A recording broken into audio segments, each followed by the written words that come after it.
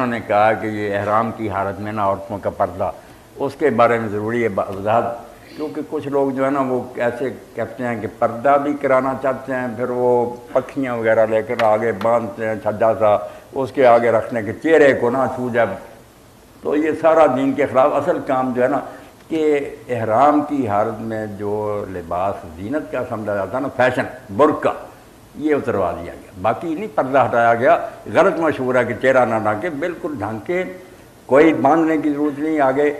چہرے کو بھی لگے کوئی حرج نہیں۔ حضرت اسماء فرماتی ہیں، ام عائشہ فرماتی ہیں کہ جب غیر لوگ آتے تھے ہم اپنی چادریں اپنے منہ کے نیچے کر لیتی تھی، اپنے چہرے چھپا لیتی تھی، جب وہ ہٹ جاتے۔ یہ جو فیشنی برقع ہے نا، یہ لباس ایک زینت کا، یہ کیا ہوتا ہے، یہ پہنے رکھتی ہیں، کپڑے آگے اس طرح باندھ لیتے ہیں، اور جو منع تھا کہ آپ نے برقع نہیں پہننا وہ پہنے رکھتی ہیں، اور جو حکم تھا کہ چہرہ بشک ڈھانکو، چہرے کے ساتھ بھی کپڑا لگے تو کوئی حرج نہیں، اس کی مخالفت کرتے۔ تو احرام میں صرف یہ فیشنی برقع جو ہے یہ ختم ہے، باقی چادر سے اپنے اگر منہ چھپائے بالکل سارا چہرہ بالکل صحیح، صحابیات اور امہات المومنین کرتی جی۔